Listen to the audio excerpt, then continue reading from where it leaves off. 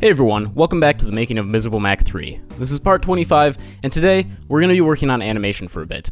A number of episodes ago, you got to get a little sneak peek of animation and what it would look like in this style of cartoon.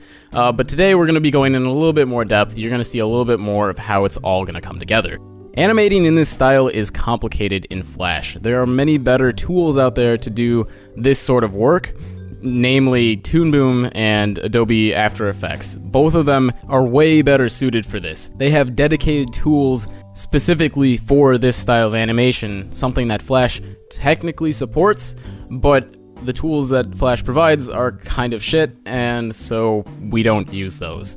To be perfectly honest, I don't mind doing it this way, because the style of animation that I'm doing is not super complicated. I'm not doing big action scenes where frame by frame would be far superior or easier to figure out.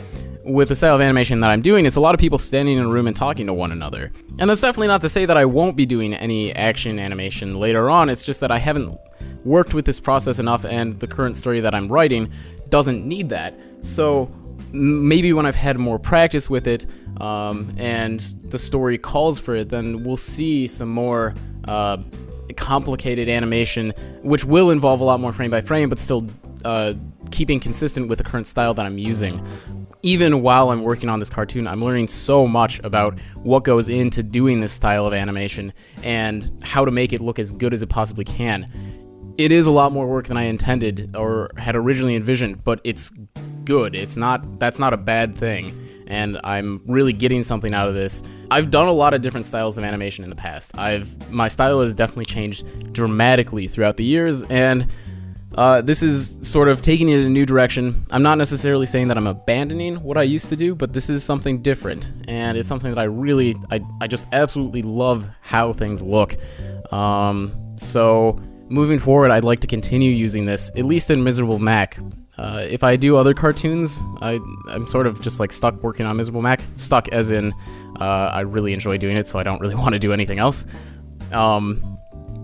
But if I do other cartoons, then I suspect that I will use other animation styles, because the way that I'm sort of building up my library of assets is not conducive to doing new animations with new characters all the time. This really is just for MiserableMac. For the time being, unless I decide to start working on a new series, of course. A series that would have a certain amount of longevity to it, that would be more than just a one-off, essentially. So that's what we're working on today.